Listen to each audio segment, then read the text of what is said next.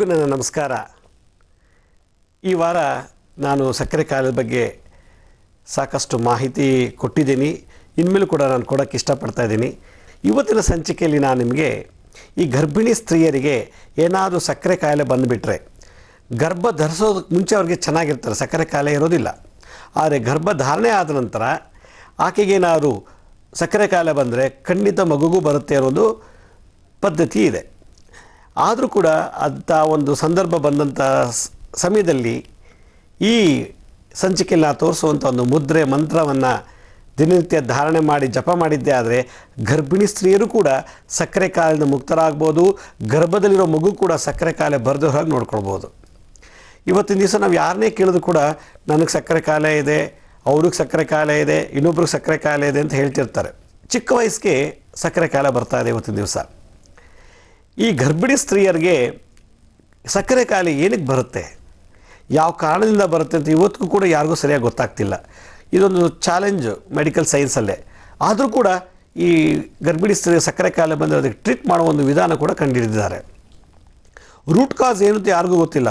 ಆ ಕಾಯಿಲೆ ಬಂದ ಮೇಲೆ ಅದನ್ನು ಹೆಂಗೆ ಉಪಶಮನ ಮಾಡಬೇಕು ಅನ್ನೋದ್ರ ಬಗ್ಗೆ ಸಾಕಷ್ಟು ಔಷಧಿಗಳು ಬಂದಿವೆ, ಇಂಜೆಕ್ಷನ್ಸ್ ಬಂದಿದೆ, ಟಾನಿಕ್ಗಳು ಬಂದಿವೆ. ಆದರೂ ಎಲ್ಲೋ ಒಂದು ಕಡೆ ಗರ್ಭಿಣಿ ಸ್ತ್ರೀಯರು ಭಯ ಬೀಳ್ತಾರೆ.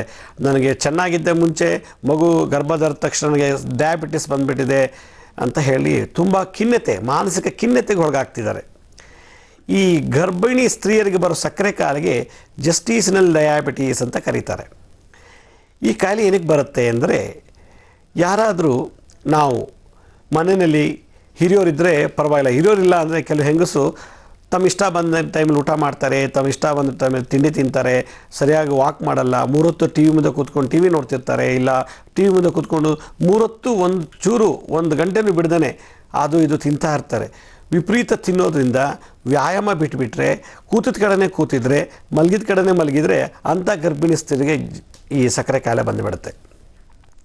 ಹಿಂದಿನ ಕಾಲದಲ್ಲಿ ಗರ್ಭ ಧರಿಸಿದ ತಕ್ಷಣ ಪಾತ್ರೆ ತೊಳೆಯೋದು, ಕಸ ಗುಡಿಸೋದು, ಬಟ್ಟೆ ಒಗೆಯೋದು, ವಾಕಿಂಗ್ ಮಾಡೋದು, ಗದ್ದೆ ಕೆಲಸಕ್ಕೆ ಹೋಗೋದು, ಹೀಗೆ ಹಲವಾರು ನಿತ್ಯ ಕೆಲಸಗಳನ್ನು ಸದಾ 24 ಗಂಟೆ ಮಾಡಿ ಗರ್ಭಿಣಿಸ್ತರು ಆರಾಮಾಗಿ ನಿದ್ದೆ ಮಾಡ್ತಿದ್ರು. 9 ತಿಂಗಳು ಆದ ತಕ್ಷಣ ಅವ್ರಿಗೆ ಸುಖವಾಗಿ ಪ್ರವಾಸ ಆಗ್ತದೆ, ಅಂದರೆ ಡೆಲಿವರಿ ಆಗ್ತಾಯಿತ್ತು. ಈಗ ಈ ಎಲ್ಲ ಕಡೆನೂ ಸಿಸೇರಿಯನ್ ಮಾಡಬೇಕು ಅಂತ ಹೇಳ್ತಾರೆ. ಇದಕ್ಕೆ ಏನು ಕಾರಣ? ಹಾಗಾದ್ರೆ ಯಾವ ಮುದ್ರೆ ಮಾಡಿದ್ರೆ ಡಯಾಬಿಟಿಸ್ ಹೋಗುತ್ತೆ, ಸುಖವಾಗಿ ಮಗು ಡೆಲಿವರಿ ಆಗುತ್ತೆ, ಯಾವ ಮಂತ್ರ ಹೇಳಬೇಕು ಅನ್ನೋದೇ ಈ ಸಂಚಿಕೆ ಉದ್ದೇಶ. ಕೆಲವರು ಬೇಕಾದಷ್ಟು ಜನ, ಅಂದರೆ ಸ್ತ್ರೀಯರಿಗೆ ನಾನು ಹೇಳ್ತಾ ಇರೋದು, ಈ ಸ್ತ್ರೀಯರು ಏನು ಮಾಡ್ತಾರೆ, ಗರ್ಭ ಧರಿಸಿದ ತಕ್ಷಣವೇ ಒಂದು ರೀತಿಯ ವಿಶೇಷವಾಗಿ 2 ತಿಂಗಳಾದ ತಕ್ಷಣ 3 ತಿಂಗಳ ಡಾಕ್ಟರ್ ಹತ್ರ ಹೋಗ್ತಾರೆ. ಈ ಡಾಕ್ಟರ್ ಹತ್ರ ಹೋಗೋಕ್ಕೆ ಮುಂಚೆನೇ ಹಿಂದಿನ ಕಾಲದಲ್ಲಿ ಕಷಾಯಗಳನ್ನು ಕೊಡ್ತಾಯಿದ್ರು. ಆಯುರ್ವೇದ ಬೇರುಗಳಿಂದ ಅಥವಾ ಕೆಲವು ಆಯುರ್ವೇದ ಪದಾರ್ಥಗಳನ್ನು ಬೇಯಿಸಿ ಜ್ಯೂಸ್ ಮಾಡಿಕೊಡ್ತಾರೆ, ಸೂಪ್ ಮಾಡಿಕೊಡ್ತಾಯಿದ್ರು, ಅದನ್ನು ಕಷಾಯ ಮಾಡಿ ಕೊಡ್ತಿದ್ರು. ಈಗ ಅದನ್ನೆಲ್ಲ ಕುಡಿಯೋದು ಬಿಟ್ಬಿಟ್ಟು ಡೈರೆಕ್ಟಾಗಿ ಡಾಕ್ಟರ್ ಹತ್ರ ಹೋಗ್ತಾರೆ. ಡಾಕ್ಟರ್ ಹತ್ರ ಹೋಗೋದು ತಪ್ಪು ಅಂತ ಹೇಳೋದಿಲ್ಲ, ಆದರೆ ಆ ಡಾಕ್ಟರ್ ಹತ್ರ ಹೋದರೂ ಕೂಡ ಅವ್ರು ಕೊಡುವಂಥ ಟ್ರೀಟ್ಮೆಂಟ್ ಕೂಡ ಸರಿಯಾಗಿ ತಗೊಳ್ಳಿಲ್ಲ ಅಂದರೆ ಗರ್ಭದಲ್ಲಿ ಮಗುಗೂ ಕೂಡ ಎಫೆಕ್ಟ್ ಆಗುತ್ತೆ, ತಾನು ಕೂಡ ಸಫರ್ ಪಡ್ತಾರೆ ಈ ಡಯಾಬಿಟಿಸ್ ಅನ್ನೋ ಒಂದು ಕಾಯಿಲೆಯಿಂದ. ಈ ಡಯಾಬಿಟೀಸ್ ಅಂದರೆ ಈ ಸಕ್ಕರೆ ಕಾಯಿಲೆ ಯಾಕೆ ಗರ್ಭಿಣಿ ಸ್ತ್ರೀ ಬರುತ್ತೆ ಅಂದರೆ, ಗರ್ಭ ಧರಿಸಿದ ತಕ್ಷಣ ಈ ಪ್ಲಾಸೆಂಟಾ ಅಂತ ಒಂದು ಗರ್ಭಕೋಶದ ಹೊರಗಿನ ಭಾಗ ಇದೆ. ಆ ಗರ್ಭಕೋಶದ ಹೊರಗಿನ ಭಾಗದಲ್ಲಿ ಒಳಗಡೆ ಮಗು ಇದೆ, ಒಳಗಿನ ಭಾಗದಲ್ಲಿ ಪ್ಲಾಸೆಂಟಾ ಅನ್ನೋದು ಹಾರ್ಮೋನ್ಸ್ನ ಜನ್ರೇಟ್ ಮಾಡುತ್ತೆ. ಈ ಹಾರ್ಮೋನ್ಸು ಪ್ಯಾಂಕ್ರಿಯಾಸಿಂದ ಬರೋ ಒಂದು ಇನ್ಸುಲಿನ್ ಹಾರ್ಮೋನ್ಸ್ನ ಒಳಗೆ ಹೋಗಕ್ಕೆ ಬಿಡೋದಿಲ್ಲ. ಕೆಲವು ಟೈಮು ಯಾವಾಗ ಇನ್ಸುಲಿನು ಹಾರ್ಮೋನ್ಸು ಒಳಗೆ ಹೋಗಬೇಕು ಅಂತ ಮಗುಗೂ ತಲುಪಿಸ್ಬೇಕು ಅಂಥೇಳಿ ಇನ್ಸುಲಿನ್ ಒಳಗೆ ಬರ್ತಿರ್ತದೆ, ಆದರೆ ಈ ಪ್ಲಾಸೆಂಟಾದಿಂದ ಬರೋ ಹಾರ್ಮೋನ್ಸ್ ಏನು ಮಾಡುತ್ತೆ, ದಿಗ್ಬಂಧನ ಮಾಡಿಬಿಡುತ್ತೆ, ಸ್ತಂಭನ ಮಾಡಿಬಿಡುತ್ತೆ. ಯಾವಾಗ ಈ ಪ್ಲಾಸೆಂಟಾಯಿಂದ ಬರೋ ಹಾರ್ಮೋನ್ಸು ಇನ್ಸುಲಿನ್ ತಾಯಿ ಗರ್ಭದಲ್ಲೋ ಮಗು ಒಳಗೆ ಬಿಡೋದಿಲ್ವೋ ಆಗ ಡಯಾಬಿಟಿಸ್ ಬಂದುಬಿಡುತ್ತೆ. ಯಾವಾಗ ಡಯಾಬಿಟಿಸ್ ಬಂತು, ತಾಯಿಗೆ BP ಜಾಸ್ತಿ ಆಗುತ್ತೆ, ಹೈ BP ಬಂದುಬಿಡುತ್ತೆ, ಜೊತೆಗೆ ಸಿಕ್ಕಾಪಟ್ಟೆ ಟೈರ್ಡ್ನೆಸ್ ಆಗುತ್ತೆ, ಕೂರೋಕ್ಕಾಗಲ್ಲ, ನಿಲ್ಲಕ್ಕಾಗಲ್ಲ, ವಿಪರೀತ ಬೆವರು ಶುರುವಾಗಿಬಿಡುತ್ತೆ. ಈ ಒಂದು ಸಿಂಪ್ಟಮ್ಸಿಂದ ಅವರಿಗೆ ಯಾಕಾದ್ರೂ ಪ್ರೆಗ್ನೆಂಟ್ ಆಗಿಬಿಟ್ನೋ ಅನ್ನೋ ಒಂದು ಭಯ ಕೂಡ ಬರ್ತದೆ. ಇದಕ್ಕಿದ್ದಾಗೆ ಮಗು ಹೊಟ್ಟೆಲೆಲ್ಲ ಒದ್ದಾಡೋದು, ಕಾಲಲ್ಲಿ ಒದಿಯೋದು, ಮತ್ತು ಮಗು ಚಲನವಲನಗಳು ಕೂಡ ವ್ಯತ್ಯಾಸಗಳು ಕಾಣುತ್ತೆ. ಈ ಥರ ಕಂಡಾಗ ತಕ್ಷಣ ನಾವು ಏನು ಮಾಡಬೇಕು ಅಂದರೆ, ಇವತ್ತಿನ ಸಂಚಿಕೆಯಲ್ಲಿ ನಾವು ತೋರಿಸೋ ಒಂದು ಮುದ್ರೆಯನ್ನು, ಮಂತ್ರವನ್ನು ದಿನನಿತ್ಯ ಅಂದರೆ ಡೆಲಿವರಿ ಆಗೋವರೆಗೂ ನಾವು ಧಾರಣೆ ಮಾಡಿ ಜಪ ಮಾಡಿದ್ದೆ ಆದರೆ ನಾನೀಗ ಹೇಳಿದಂಥ ಎಲ್ಲ ಸಿಂಪ್ಟಮ್ಸು ಕೂಡ ಕ್ಯೂರ್ ಆಗುತ್ತೆ. ವಿಶೇಷವಾಗಿ ಗರ್ಭಿಣಿ ಸ್ತ್ರೀಯರು ನಾವು ತೋರಿಸೋ ಮುದ್ರೆನೂ ಕೂಡ ಮಾಡೋಕ್ಕಾಗಲಿಲ್ಲ ಅಂತ ಇಟ್ಕೊಳ್ಳಿ, ಅಥವಾ ನಾ ಹೇಳೋ ಮಂತ್ರನೂ ಕೂಡ ಮಾಡೋಕ್ಕಾಗಲಿಲ್ಲ ಅಂದ್ರೂ ದಿನನಿತ್ಯ ಅಟ್ಲೀಸ್ಟ್ ಮನೆ ಒಳಗೇ ವಾಕ್ ಮಾಡಬೇಕು. ಈ ವಾಕು ಕೂಡ ಮಾಡೋಕ್ಕಾಗೋದಿಲ್ಲ, ನನಗೆ ಅಷ್ಟು ಸೋಮಾರಿತನ ಅಂದರೆ ವಾರಕ್ಕೊಂದ್ಸಲ ಅದು ಎಳನೀರನ್ನ ಕುಡಿತಾ ಇರಬೇಕು. ಎಳನೀರು ಕುಡಿಯೋದ್ರಿಂದ ಪ್ಯಾಂಕ್ರಿಯಾಸಲ್ಲಿರತಕ್ಕಂಥ ಇನ್ಸುಲಿನ್ನು ಆ ಎಳ್ನೀರಿರ್ತಕ್ಕಂಥ ಅಂಶ ಏನಾಗುತ್ತೆ ಆ ಮಗುಗೆ ತಲುಪಿಸ್ಬಿಡುತ್ತೆ. ಆಗ ಹುಟ್ಟೋ ಮಗು ಕೂಡ ಡಯಾಬಿಟಿಸ್ ಬರೋದಿಲ್ಲ. ಹಾಗಾದರೆ ಈ ಡಯಾಬಿಟೀಸ್ನ ಮಗುಗೂ ಬರದೇ ಇರೋ ಹಾಗೆ ಗರ್ಭಿಣಿ ಸ್ತ್ರೀಗೂ ಕೂಡ ಬರದೇ ಇರೋ ಹಾಗೆ ಮಾಡಬೇಕು ಅಂದರೆ ವಾರಕ್ಕೊಮ್ಮೆ ನಾವು ಎಳ್ನೀರು ಕುಡಿತಾ ಇರಬೇಕು. ಈ ರೀತಿ ಸೂಚನೆಗಳನ್ನು ನಾವು ಯಾರು ಪಾಲನೆ ಮಾಡಲ್ವೋ ಅಂಥವರು ಲೈಫ್ ಲಾಂಗ್ ಡಯಾಬಿಟಿಸ್ ಆಗಿಬಿಡ್ತಾರೆ. ನಾನು ಈಗಾಗಲೇ ಹೇಳಿದೆ, ಗರ್ಭಿಣಿ ಸ್ತ್ರೀಗೆ BP ಅಥವಾ ಬ್ಲಡ್ ಪ್ರೆಷರ್ ಜೊತೆಗೆ ಡಯಾಬಿಟಿಸ್ ಇದ್ದರೆ ಉಡೋ ಮಗು ತುಂಬ ಖಂಡಿತವಾಗಿ ಕಾಯಿಲೆಯಲ್ಲೇ ಹುಟ್ಟುಬಿಡುತ್ತೆ. ಸಾಯೋ ತನಕ ಮಗು ಡಯಾಬಿಟಿಸು ಕೂಡ ಅನುಭವಿಸುತ್ತೆ ಮತ್ತು ಎಲ್ಲ ಥರ ಕಾಯಿಲೆಗೂ ಗುರಿ ಆಗಿಬಿಡುತ್ತೆ. ಈ ಡಯಾಬಿಟಿಸ್ ಇರೋಂಥ ಹೆಂಗಸರು BP ಜಾಸ್ತಿ ಆಗುತ್ತೆ, ಕೆಲವು ಟೈಮ್ ಪ್ರೀಮೆಚ್ಯೂರ್ ಬರ್ತ್ ಆಗಿಬಿಡುತ್ತೆ. ಸಿಸೇರಿಯನ್ ಬರ್ತೇ ಆಗೋದು ಮಗುಗೆ. ಈ ಥರ ಡಯಾಬಿಟಿಸ್ ಇದ್ದಂಥವ್ರಿಗೆ ಡಾಕ್ಟ್ರು ಏಕ್ದಮ್ ಅವ್ರಿಗೆ ಡಯಾಬಿಟಿಸ್ ಇದೆ ಅಂತ ಗೊತ್ತ ತಕ್ಷಣ ಅವ್ರಿಗೆ ಸಿಸೇರಿಯನ್ನೇ ಮಾಡಿಬಿಡೋದು. ಇದ್ರ ಜೊತೆಗೆ ಯಾವಾಗ ಈ ಗರ್ಭಿಣಿ ಸ್ತ್ರೀಗೆ ಡಯಾಬಿಟಿಸ್ ಅಂತ ಕಾಣ್ತೋ ಅವರು ಮುಂಜಾಗ್ರತೆ ಕ್ರಮ ತಗೊಳ್ಳಿಲ್ಲ ಅಂದರೆ, ಉದಾಹರಣೆಗೆ ಅವ್ರಿಗೇನೋ ಒಂದು ಬೆರಳಲ್ಲಿ ಗಾಯ ಆಯಿತು ಅಥವಾ ಕಾಲೇನೇನೋ ಒಂದು ಗಾಯ ಆಯಿತು, ಶರೀರದ ಯಾವುದೇ ಒಂದು ಭಾಗದಲ್ಲಿ ಗಾಯ ಆಗಿಬಿಟ್ರೆ ಡಯಾಬಿಟಿಸ್ ಇರೋರಿಗೆ ಗಾಯ ವಾಸಿ ಆಗೋದು ಭಾಳ ಲೇಟ್, ಹೀಲಿಂಗ್ ತುಂಬ ಟೈಮ್ ತಗೊಳುತ್ತೆ. ಈ ಗರ್ಭಿಣಿ ಸ್ತ್ರೀಯರ ಬಗ್ಗೆ ಡಯಾಬಿಟಿಸ್ ಇದೆ ಇಲ್ಲ ಅನ್ನೋದಕ್ಕೆ ನಮಗೀಗಾಲ ಸಾಕಷ್ಟು ರಿಸರ್ಚ್ ಮಾಡಿದ್ದಾರೆ, ಮಾಡ್ತಾನೂ ಇದ್ದಾರೆ. ಆದರೆ ನಮ್ಮ ಹಿಂದಿನ ಒಂದು ಕಾಲದಲ್ಲೂ ಕೂಡ ಈ ಮಧುಮೇಹದ ಬಗ್ಗೆ ಗರ್ಭಿಣಿ ಸ್ತ್ರೀಯರಿಗೆ ಶುಗರ್ ಬರುತ್ತೆ ಅನ್ನೋದನ್ನು ರತ್ನಾಕರ, ಭಾವಪ್ರಕಾಶ ಮತ್ತು ಅಷ್ಟಾಂಗ ಹೃದಯ, ಮಾಧವ ಯೋಗ ನಿಧಾನ ಅಂತ ಅಥರ್ವಣ ವೇದಲ್ಲೂ ಕೂಡ ಈ ಒಂದು ಮಧುಮೇಹದ ಬಗ್ಗೆ ಮಾಹಿತಿಗಳು ಸಿಕ್ಕಿದೆ. 400 ಕ್ರಿಸ್ತಶಕ 400ರಲ್ಲಿ ಸುಶ್ರುತಗಳು ಕೂಡ, ಸುಶ್ರುತ ಅಂತ ಒಬ್ಬ ಋಷಿ, ಅವರು ಕೂಡ ಈ ಗರ್ಭಿಣಿ ಸ್ತ್ರೀಯರ ಬಗ್ಗೆ ಮಧುಮೇಹ ಇದೆ ಅಂತೇಳಿ ಉಲ್ಲೇಖನ ಮಾಡಿದ್ದಾರೆ. ಚರಕ ಸಂಹಿತೆಯಲ್ಲೂ ಕೂಡ ಗರ್ಭಿಣಿ ಸ್ತ್ರೀಯರಿಗೆ ಮಧುಮೇಹ ಬರುತ್ತದೆ ಅಂಥೇಳಿ ಉಲ್ಲೇಖನ ಮಾಡಿದ್ದಾರೆ. ಅಂದರೆ ಈ ಗರ್ಭಿಣಿ ಸ್ತ್ರೀಗೆ ಡಯಾಬಿಟಿಸ್ ಇವತ್ತೊಂದಲ್ಲ ಅಥವಾ ನೆನ್ನೆದಲ್ಲ, ಪುರಾತನ ಕಾಲದಲ್ಲೂ ಇದೆ ಅಂಥೇಳಿ ಹಲವಾರು ಕಡೆ ನಾವು ಉಲ್ಲೇಖವನ್ನು ನೋಡ್ಬೋದು. ಆದರೆ ಈ ರೀತಿ ಗರ್ಭಿಣಿ ಸ್ತ್ರೀಯರಿಗೆ ಏನಾದ್ರು ಈ ಡಯಾಬಿಟಿಸ್ ಕಂಡು ಬಂದರೆ ಅವ್ರಿಗೆ ಕೆಲವೊಂದು ವಿಶೇಷವಾದಂಥ ಕಷಾಯ ಮಾಡಿಕೊಂಡು ಮತ್ತು ಆ ಮನೆಯಲ್ಲೇ ಅವರು ಅಡುಗೆ ಮೇಲೆ ಇರತಕ್ಕಂಥ ಸಾಮಾನುಗಳು ಉಪಯೋಗಿಸ್ಕೊಂಡು ಯಾವ ರೀತಿ ಔಷಧಿನ ಮಾಡ್ಕೋಬೋದು, ಈ ರೀತಿ ಔಷಧಿ ಮಾಡಿಕೊಂಡ್ರೆ ಆ ಮಗುಗೂ ಸೇಫ್ ಆಗುತ್ತೆ, ತಾವು ಸೇಫ್ ಆಗ್ಬೋದು ಅನ್ನೋದನ್ನು ನಾನು ಇದೇ ವಾರದಲ್ಲಿ ಕೊನೆ ಸಂಚಿಕೆಯಲ್ಲಿ ಔಷಧಿ ಮಾಡ್ಕೊಳ್ಳೋದು ಹೇಗೆ ಅಂತ ಕೂಡ ನಿಮ್ಗೆ ತಿಳಿಸ್ಕೊಡ್ತೀನಿ. ಆದರೆ ಇವತ್ತಿನ ಸಂಚಿಕೆಯಲ್ಲಿ ನಾನು ಮುದ್ರೆ ಬಗ್ಗೆ ಒಂದು ವಿಶೇಷವಾಗಿ ಈ ಗರ್ಭಿಣಿ ಸ್ತ್ರೀಯರಿಗೆ ಅಂತಲೇ ಒಂದು ವಿಶೇಷ ಮುದ್ರೆಯನ್ನು ರಿಸರ್ಚ್ ಮಾಡಿ ಹಲವಾರು ಗರ್ಭಿಣಿ ಸ್ತ್ರೀಯರಿಗೆ ಇದನ್ನು ಇಂಪ್ಲಿಮೆಂಟ್ ಮಾಡಿ ಆ ಬಂದಂಥ ರಿಸಲ್ಟನ್ನು, ಆ ಫಲಿತಾಂಶವನ್ನು ನಾನು ಇವತ್ತು ನಿಮ್ಮ ಮುಂದೆ ಹಂಚಿಕೊಳ್ತಾ ಇದ್ದೀನಿ. ಈ ಮುದ್ರೆಯಲ್ಲಿ ಭಾಳ ವಿಶೇಷ ಏನಂದರೆ, ಎಲ್ಲ ಗರ್ಭಿಣಿ ಸ್ತ್ರೀಯರು ಪ್ರೆಗ್ನೆಂಟ್ ಆದ ತಕ್ಷಣ ಅಥವಾ ಪ್ರೆಗ್ನೆಂಟ್ ಆಗೋಕ್ಕೆ ಮುಂಚೆನೇ ಇದನ್ನು ದಿನನಿತ್ಯ ಮಾಡಿದ್ರೆ ಅವರಿಗೆ ಮಗು 2 ತಿಂಗಳ ನಂತರ, 2 ತಿಂಗಳ ಮುಂಚೆ ಮಗು ಮೀನಿನ ಆಕಾರದಲ್ಲಿರ್ತದೆ. 2 ತಿಂಗಳು ಅಥವಾ 2.5 ತಿಂಗಳು ಆದಮೇಲೆ ಮನುಷ್ಯನ ಆಕೃತಿ ಬರೋದು ಆ ಮಗುಗೆ. ಆ ಮೀನಿನ ಆಕಾರದಲ್ಲಿ ಇರತಕ್ಕವಾಗ ಸಮಯದಲ್ಲೇ ಅಥವಾ ಒಂದು ಎಲೆ ಶೇಪಲ್ಲಿರುತ್ತೆ ಆ ಪಿಂಡ ಗರ್ಭದೊಳಗೆ, ಆ ಗರ್ಭ ಎಲೆ ಶೇಪಲ್ಲಿದ್ದಾಗಲೇ ಅಥವಾ ಮೀನಿನ ಆಕಾರದಲ್ಲಿ ಇರುವಾಗಲೇ ಈ ಮುದ್ರೆಯನ್ನು ಧಾರಣೆ ಮಾಡಿಬಿಟ್ರೆ ಆ ಮಗುಗೆ ಲೈಫ್ ಲಾಂಗ್ ಡಯಾಬಿಟಿಸ್ ಬರೋದಿಲ್ಲ. ಆ ಮಗು ಎಷ್ಟೇ ಸ್ವೀಟ್ ತಿನ್ನಲಿ ಡಯಾಬಿಟಿಸ್ ಬರೋದಿಲ್ಲ. ಹಾಗಾದರೆ ಆ ಮುದ್ರೆಯ ಯಾವ ರೀತಿ ನಾವು ಧಾರಣೆ ಮಾಡಬೇಕು, ಯಾವ ರೀತಿ ಆ ಮಂತ್ರ ಉಚ್ಚಾರಣೆ ಮಾಡಬೇಕು ಅನ್ನೋದನ್ನು ಈ ಗರ್ಭಿಣಿ ಸ್ತ್ರೀಯರು ಜಪ ಮಾಡಿದ್ದೇ ಆದರೆ ಮಗು ಗರ್ಭದಲ್ಲೇ ತಾನು ಮಾಡಿರತಕ್ಕಂಥ ಪೂರ್ವಜನ್ಮ ಕರ್ಮವನ್ನೆಲ್ಲ ತೆಗೆದಾಕ್ಬಿಡ್ಬೋದು. ಇನ್ನೊಂದು ವಿಶೇಷತೆ, ನಾನು ಒಂದು ಸಂಶೋಧನೆ ಮಾಡಿದಾಗ ಬಂದಂಥ ಫಲಿತಾಂಶ ಏನಂದರೆ, ಯಾರ ಗರ್ಭದಲ್ಲಿ ಮಗು ಇರುತ್ತೋ ಅಂಥ ಸಮಯದಲ್ಲಿ ಈ ಡಯಾಬಿಟಿಸ್ ಇರೋವಂಥವರು ನಿದ್ದೆ ಮಾಡುವಾಗ ಸಮುದ್ರಗಳು ಕಣ್ಣಲ್ಲಿ ಕಾಣುತ್ತೆ, ಕನಸಲ್ಲಿ ಕಾಣುತ್ತೆ, ಯಾರೋ ನೀರಲ್ಲಿ ಬಿದ್ದಂಗೆ ಆಗುತ್ತೆ, ನೀರಿನ ದಡದ ಮೇಲೆ ಇದ್ದಕ್ಕಿದ್ದಾಗೆ ಯಾರೋ ಒಬ್ಬ ವ್ಯಕ್ತಿಗಳು ಮಲಗಿರೋ ಥರ, ಕೂತಿರೋ ಥರ ಅಥವಾ ಓಡಾಡೋ ಥರ ಆಗುತ್ತೆ. ಡಯಾಬಿಟಿಕ್ ಸಿಂಪ್ಟಮ್ಸ್ ಇದು, ಕನಸಲ್ಲಿ ಬರುವಂಥ ಒಂದು ಸೂಚನೆಗಳು. ಇದು ಅಲ್ಲದೇ 9 ತಿಂಗಳು ಮುಂಚೆ, ಅಂದರೆ 7 ತಿಂಗಳು ಅಥವಾ 9 ತಿಂಗಳು ಒಳಗಡೆ ಆ ಗರ್ಭಿಣಿ ಸ್ತ್ರೀಗೆ ಆಗಾಗ ಎಚ್ಚರಿಕೆ ಆಗೋದು, ಕೂಕೊಳ್ಳೋ ಥರ ಆಗೋದು, ಕನಸಲ್ಲೇ ಮಾತಾಡೋ ಥರ ಆಗೋದು, ಈ ಸಿಂಪ್ಟಮ್ಸ್ ಬರುತ್ತೆ. ಈ ಸಿಂಪ್ಟಮ್ಸ್, ಈ ಚಿಹ್ನೆಗಳು ಯಾವಾಗ ಗರ್ಭಿಣಿ ಸ್ತ್ರೀಗೆ ಬಂತೋ ಡಯಾಬಿಟಿಸ್ ಇದೆ ಅಂತ ಅರ್ಥ. ಹಿಂದಿನ ಕಾಲದಲ್ಲಿ ಡಯಾಬಿಟಿಸ್ ಇದೆ ಅಂತ ಪತ್ತೆ ಮಾಡೋದು ತುಂಬ ಕಷ್ಟ ಆಯಿತು. ಯಾವ ಲ್ಯಾಬು ಇರಲಿಲ್ಲ, ಯಾವ ಮೆಡಿಕಲ್ ಚೆಕಪ್ಪು ಕೂಡ ಇರಲಿಲ್ಲ. ಆದರೆ ಈ ಕನಸಿನ ಆಧಾರದ ಮೇಲೆ ಈ ಗರ್ಭದಲ್ಲಿರೋ ಸ್ತ್ರೀಗೆ ಡಯಾಬಿಟಿಸ್ ಇದೆ ಅಂತ ಹೇಳ್ತಾರೆ. ಯಾವಾಗ ಅವಳು ಕನಸಲ್ಲಿ ನೀರು ಕಾಣೋದು, ನೀರಿನ ದಡದ ಮೇಲೆ ಯಾರೋ ಮಲಗಿರೋದು, ಕೂತಿರೋದು, ಓಡಾಡ್ದಂಗೆ ಆಗೋದು, ಇದಕ್ಕಿದ್ದಾಗೆ ಕನಸಲ್ಲಿ ಮಾತಾಡೋದು, ಇದಕ್ಕಿದ್ದಾಗೆ ಕಿರ್ಚ್ಕೊಳಂಗೆ ಆಗೋದು ಅಂತ ಅನಿಸುತ್ತೋ ತಕ್ಷಣ ನಾನು ನನ್ನ ಮುಂದಿನ ಸಂಚಿಕೆಯಲ್ಲಿ ತೋರಿಸುವಂಥ ಔಷಧಿಯನ್ನು ಮನೆಯಲ್ಲೇ ಮಾಡ್ಕೊಂಡು ಕುಡಿದುಬಿಟ್ರೆ, ಅಥವಾ ನಾನು ಇವತ್ತಿನ ಸಂಚಿಕೆಯಲ್ಲಿ ತೋರಿಸುವಂಥ ಮುದ್ರೆಯನ್ನು ನೀವು ಧಾರಣೆ ಮಾಡಿ ಜಪ ಮಾಡಿದ್ದೇ ಆದರೆ ಮಗು ಕೂಡ ಚೆನ್ನಾಗಿ ಬೆಳೆಯುತ್ತೆ ಹೊಟ್ಟೆಯಲ್ಲಿ, ಮತ್ತು ನಿಮಗೂ ಕೂಡ ಡೆಲಿವರಿ ಆದ ತಕ್ಷಣ ಡಯಾಬಿಟಿಸ್ ಮಾಯ ಆಗಿಬಿಡುತ್ತೆ. ಅಕಸ್ಮಾತ್ ಡೆಲಿವರಿ ಆದರೂ ಕೂಡ ತಾಯಿಯಲ್ಲಿ ಡಯಾಬಿಟಿಸ್ ಉಳ್ಕೊಳ್ಳೋ ಚಾನ್ಸಸ್ಸು ಎಷ್ಟೋ ಸಲ ನೋಡಿದ್ದೀನಿ. ಡಯಾಬಿಟಿಸು ಮದುವೆ ಮುಂಚೆ ಇರಲಿಲ್ಲ, ಪ್ರೆಗ್ನೆಂಟ್ ಆಗೋಕ್ಕೆ ಮುಂಚೆ ಇರಲಿಲ್ಲ, ಆದರೆ ಡೆಲಿವರಿ ಆದಮೇಲೂ ಕೂಡ ಆ ಪ್ರೆಗ್ನೆಂಟ್ ಲೇಡಿ ಕಂಟಿನ್ಯೂಸ್ ಆಗಿ ಲೈಫ್ ಲಾಂಗ್ ಡಯಾಬಿಟಿಸಲ್ಲಿ ಸಫರ್ ಪಡೋ ಹಾಗೆ ಆಗಿಬಿಡುತ್ತೆ. ಆ ರೀತಿ ಕೂಡ ದೋಷ ಎಷ್ಟೋ ಜನಕ್ಕಿದೆ. ಆದ್ದರಿಂದ ಅಂಥವ್ರಿಗೂ ಕೂಡ ಮುದ್ರಾಶಾಸ್ತ್ರದಲ್ಲಿ ಒಂದು ರೆಮಿಡಿ ಹೇಳಿದ್ದಾರೆ. ಆ ರೆಮಿಡಿನ ನಾನು ನಿಮಗೆ ಡೀಟೇಲಾಗಿ ತೋರಿಸ್ತೀನಿ. ಆದರೆ ಒಂದು ಕಂಡೀಷನ್ನು, ಯಾರು ದಿನನಿತ್ಯ ಈ ಮುದ್ರೆಯನ್ನು 15-20 ನಿಮಿಷ ಗರ್ಭದಲ್ಲಿರೋ ಮಗುಗೂ ಸೇರಿಸಿ ನಾವು ಮಾಡಿದ್ದೇ ಆದರೆ ನಿಮಗೆ ಡೆಲಿವರಿ ಆದ ತಕ್ಷಣ ಡಯಾಬಿಟಿಸು ಹೊರಟೋಗುತ್ತೆ.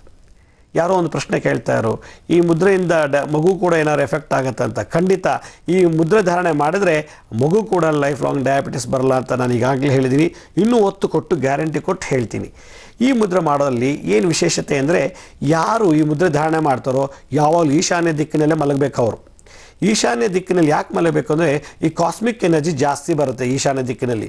ಈಶಾನ್ಯದಲ್ಲಿ ನೈಋತ್ಯ ಅನ್ನೋ ಒಂದು ರಾಕ್ಷಸ ಅಥವಾ ಒಬ್ಬ ದೈವ ಶಕ್ತಿ ಇರುವಂಥ ಒಬ್ಬ ರಾಕ್ಷಸ ಆ ದಿಕ್ಕನ್ನು ಕಾಪಾಡ್ತಿರ್ತಾನೆ, ಪಾಲನೆ ಮಾಡ್ತಿರ್ತಾನೆ.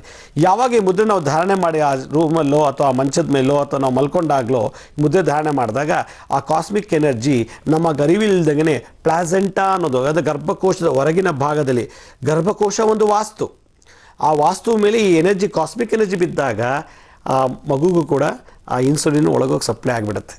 ಯಾವಾಗ ಮಗು ಎಷ್ಟು ಬೇಕೋ ಅಷ್ಟು ಇನ್ಸುಲಿನ್ ಹೋಯ್ತೋ ತಾಯಿ ಗರ್ಭದಿಂದ ಮಗು ಕೂಡ ಸಕ್ಕರೆ ಕಾಯಿಲೆ ಬರೋದಿಲ್ಲ. ಆದರೆ ಪ್ಲಾಸೆಂಟಾನ ಹಾರ್ಮೋನ್ಸು ಇನ್ಸುಲಿನ್ ಒಳಗೆ ಅಲೋ ಮಾಡಿದವರು ಕೂಡ ನೈಋತ್ಯ ದಿಕ್ಕದಲ್ಲಿ ಬರತಕ್ಕಂಥ ಎನರ್ಜಿ ಆ ಇನ್ಸುಲಿನ್ ತೊಗೊಂಡು ಒಳಗೆ ಕೊಟ್ಕೊಳ್ಳುತ್ತೆ. ಅದರಿಂದ ಹಾರ್ಮೋನ್ಸ್ಗಿಂತಲೂ ಶಕ್ತಿಯಾದ ಎನರ್ಜಿ ನೈಋತ್ಯ ದಿಕ್ಕಿನಲ್ಲಿದೆ ಅಂತ ಆಯಿತು. ಯಾವಾಗ ಈ ಗರ್ಭದಲ್ಲೇ ಈ ಮುದ್ರೆಯನ್ನು ಮಾಡಿದಾಗ ಮಗು ಸುಳ್ಳು ಹೇಳೋದು ಕಮ್ಮಿ ಮಾಡುತ್ತೆ, ಹೊಟ್ಟೆ ಕಿಚ್ಚು ಪಡೋದಿಲ್ಲ, ಇನ್ನೊಬ್ಬರಲ್ಲಿ ದ್ವೇಷ ಪಡೋದಿಲ್ಲ. ಈ ಮುದ್ರೆ ಮಾಡಿರೋರನ್ನ ಮಕ್ಕಳು ನಾನು ಅಬ್ಸರ್ವ್ ಮಾಡಿದ್ದೀನಿ, ಅವರು ಅಸೂಯೆ ಪಡೋದಿಲ್ಲ, ಅತಿ ಬೇಗ ಕೋಪಕ್ಕೊಳಗಾಗೋದಿಲ್ಲ. ಯಾರಿಗೆ ಅತಿಯಾದ ಅಸೂಯೆ ಕೋಪ ಇದೆಯೋ ಅಂಥವ್ರಿಗೆ ಡಯಾಬಿಟಿಸ್ ಬರೋದು. ಇದು ನನ್ನ ಸಂಶೋಧನೆ, ಇದು ಖಂಡಿತ ಸತ್ಯ.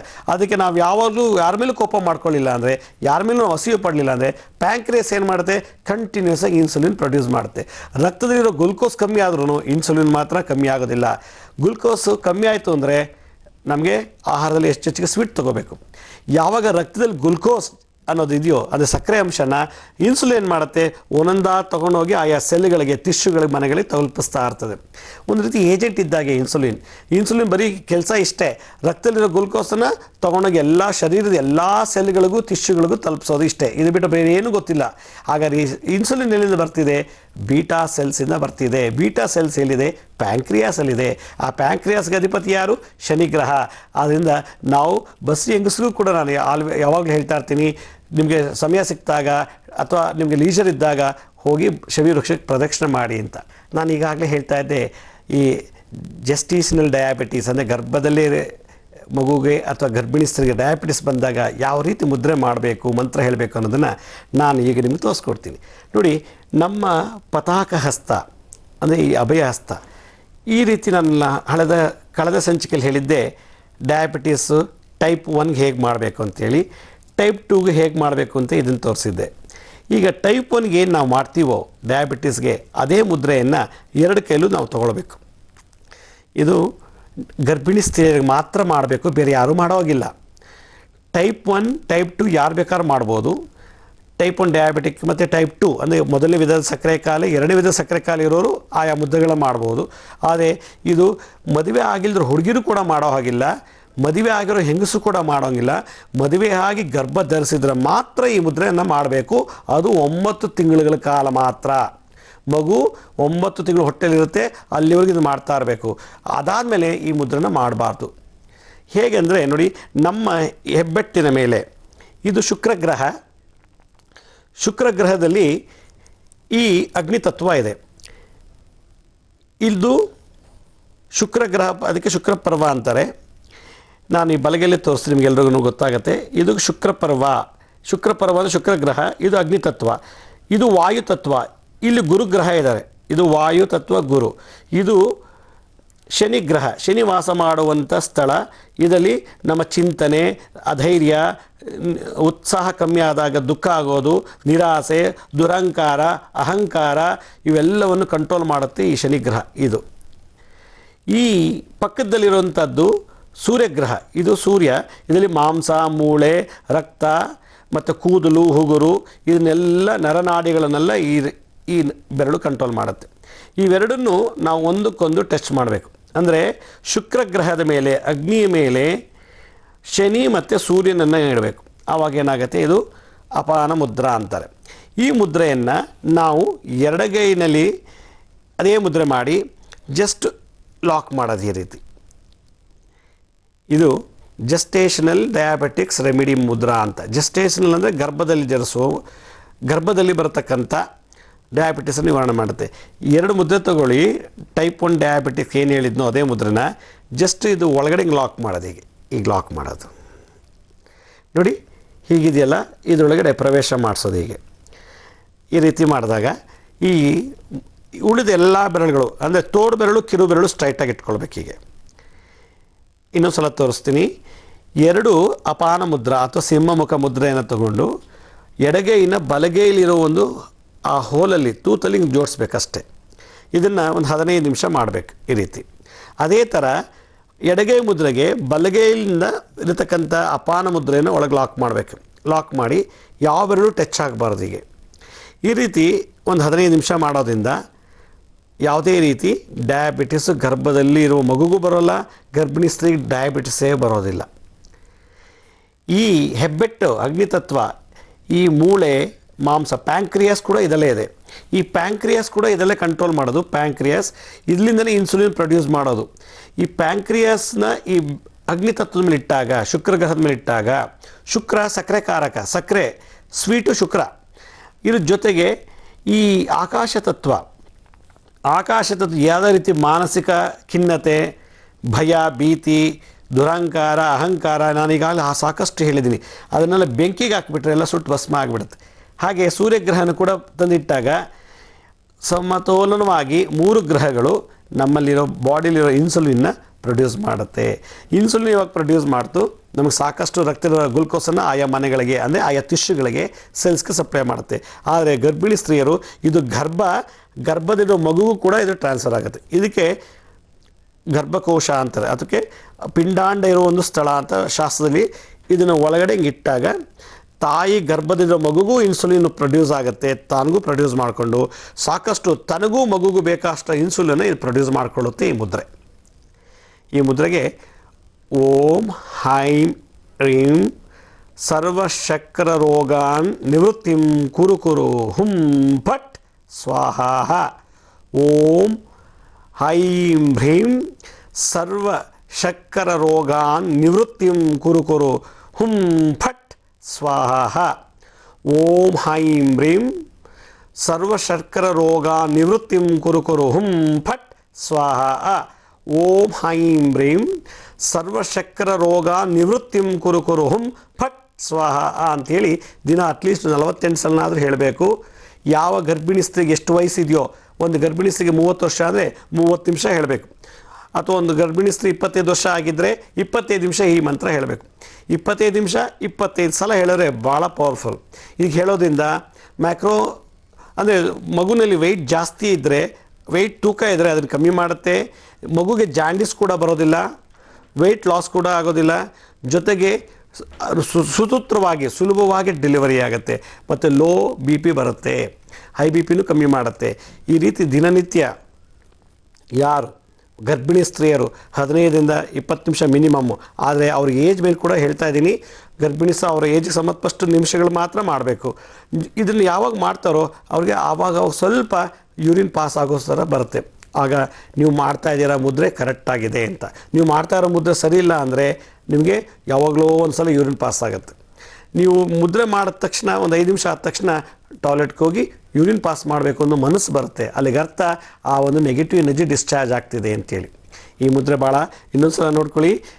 ಅಪಾನ ಮುದ್ರ 2 ಕೈಲು ತೊಗೊಳ್ಳಿ, ಆ ಒಂದು ಬಲಗೈಲಿರೋ ಅಪಾನ ಮುದ್ರೆನ ಎಡಗೈಲಿರೋ ಓಲು ಅಂದರೆ ಇದು ಗರ್ಭಕೋಶ. ಈ ಗರ್ಭಕೋಶದೊಳಗೆ ಈ ಮುದ್ರನ ಹಿಂಗೆ ತೂರಿಸ್ಬೇಕು. ತೂರಿಸಿ ಯಾವ ಬೆರಳು ಟಚ್ ಆಗಬಾರ್ದು ಅಷ್ಟೇ. ಸ್ವಲ್ಪ ಎಳ್ತಾ ಬರುತ್ತೆ ಇಲ್ಲೆಲ್ಲ, ಮೂಳೆ ಎಳ್ತಾ ಬರುತ್ತೆ, ಲಿಗಮೆಂಟ್ಸು ಟೆನಾನ್ಸ್ ಕೂಡ ಸ್ವಲ್ಪ ಎಳ್ತಾ ಬರುತ್ತೆ, ಪರವಾಗಿಲ್ಲ, ಇದನ್ನು ಮಾಡ್ತಾಯಿರಿ. ಅಭ್ಯಾಸ ಮಾಡ್ತಾ ಮಾಡ್ತಾ ಭಾಳ ಹಗುರ ಆಗುತ್ತೆ.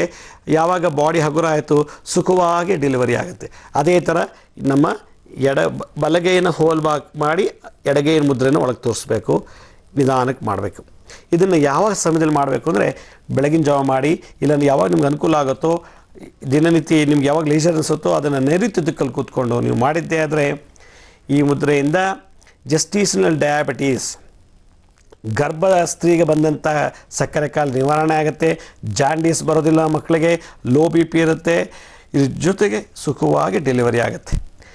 ಇನ್ನೊಂದು ಸೊಂಟ ನೋವು ಬರುತ್ತೆ ಆಗಾಗ, ಮತ್ತು ಎದೆಯಲ್ಲಿ ಭಯ ಆದಂಗೆ ಆದಾಗ, ಯಾರೋ ಬಂದು ಎದೆ ಮೇಲೆ ತುಳಿದಂಗೆ ಆದಾಗ, ಯಾರೋ ಹಿಡ್ಕೊಂಡಂಗೆ ಆಗುತ್ತೆ ಮಲಗಿದ್ದಾಗ, ಅದು ಗರ್ಭಿಣಿಸ್ತಿರೋ ಅಮಾವಾಸ್ಯೆ ಅಥವಾ ಹುಣ್ಣಿಮೆಯಲ್ಲಿ ಈ ರೀತಿಯ ಸೋಂಕು ಇದ್ದರೆ, ಚೇಷ್ಟೆಗಳಿದ್ದರೆ, ಆವಾಗ ಈ ಮುದ್ರೆನ ರಾತ್ರಿ ಹೊತ್ತು ಮಧ್ಯರಾತ್ರಿ ಮಾಡಿ. ಓಂ ಹೈಂ ಹ್ರೀಂ ಸರ್ವಶಕ್ರ ರೋಗ ನಿವೃತ್ತಿಂ ಕುರು ಕುರು ಹುಂ ಫಟ್ ಸ್ವಾಹ. ನೋಡಿ, ಈ ಮುದ್ರೆ ಹೊರಗಡೆ ನೋಡಿದಾಗ ಒಂದು ಮಗು ಒಳಗಡೆ ಇದೆ, ಅದ್ರ ಮೇಲೆ ಒಂದು ಪದರ ಇದೆ. ಈ ಪದರವೇ ಪ್ಲಾಸೆಂಟಾ ಅಂತ ಹೆಂಗೆ ಮೆಡಿಕಲ್ ಸೈನ್ಸಲ್ಲಿ ಹೇಳ್ತಾರೆ. ಇದರಲ್ಲಿ ಈ ಮುದ್ರೆಯಿಂದ ಮಗುಗೆ ಇನ್ಸುಲಿನ್ ಪ್ಲಾಸೆಂಟಾ ತಡೆದ್ರೂ ಕೂಡ ಸಲೀಸಾಗಿ ಒಳಗೊಟ್ಟೋಗುತ್ತೆ. ಆ ಪ್ಲಾಸೆಂಟಲ್ಲಿ ಬರೋ ಹಾರ್ಮೋನ್ಸ್ನ ಹಾಳು ಮಾಡಿಬಿಟ್ಟು ಒಳಗೋಗುತ್ತೆ. ಇದೇ ರೀತಿ ನಾನು ಮುಂದಿನ ಸಂಚಿಕೆಯಲ್ಲಿ ಮಕ್ಕಳಿಗೆ, ಹುಟ್ಟಿದ ಮಕ್ಕಳಿಗೆ ಯಾವ ರೀತಿ ಸಕ್ಕರೆ ಕಾಯಿಲೆ ಬಂದರೆ ಯಾವ ಮುದ್ರೆ ಮಾಡಬೇಕು, ಯಾವ ಮಂತ್ರ ಹೇಳಬೇಕು ಅನ್ನೋದನ್ನು ಡೀಟೇಲಾಗಿ ತೋರಿಸ್ಕೊಡ್ತೀನಿ. ಅಲ್ಲಿವರೆಗೂ ನನ್ನ ನಮಸ್ಕಾರ. ಸಾಯಿರಾಮ್.